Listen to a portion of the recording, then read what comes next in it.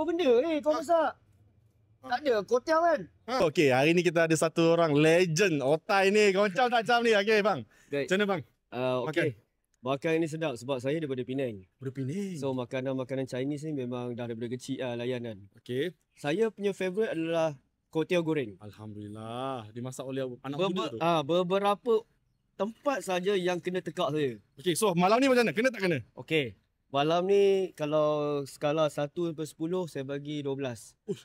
Serius abang? Serius. Alhamdulillah. Kira kenalah. Sebab dia kotel goreng kalau betul-betul dia punya garing tu yang Hangit. hangit Dah wok hei. kan, setengah orang macam apa hangit kan. Betul. Tapi itu kalau korang pergi kat Penang, kalau betul-betul dia masak hangit tu, itu memang legend lah. The legend one lah. Sedap.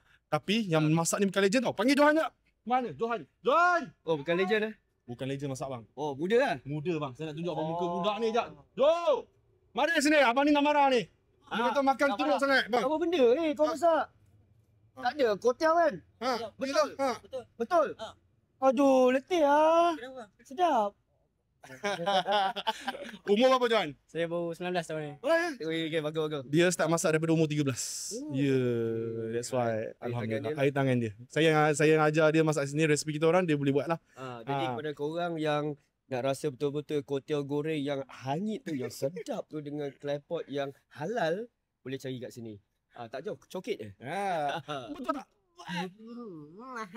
Melatah. Okey. Opa Zuzu. Abang Azrul.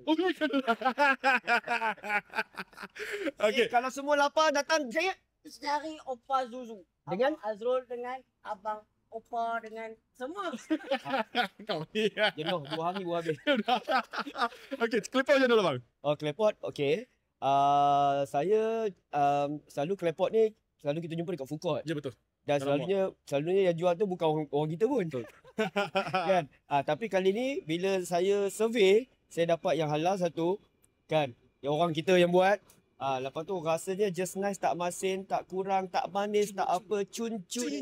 Hangit dia pun okey. Mantap. Alright. So siapa-siapa ingat lagi tak abang ni siapa? Cuba komen sikit. Ingat tak? Rindu tak rindu? Alright. Jumpa lagi. Opa Zuzu. Yes. Assalamualaikum. Bye. Bang, terima kasih bang. Thank you bang.